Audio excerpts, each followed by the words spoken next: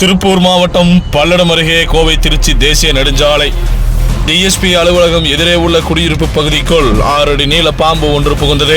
இதனை கண்ட அக்கம்பக்கத்தினர் தீயணைப்புத் துறையினருக்கு தகவல் தெரிவித்ததை தொடர்ந்து விரைந்து சென்ற தீயணைப்புத் துறையினர் லாவகமாக பாம்பை மீட்டு அடர்ந்த வனப்பகுதிக்குள் விட்டனர்.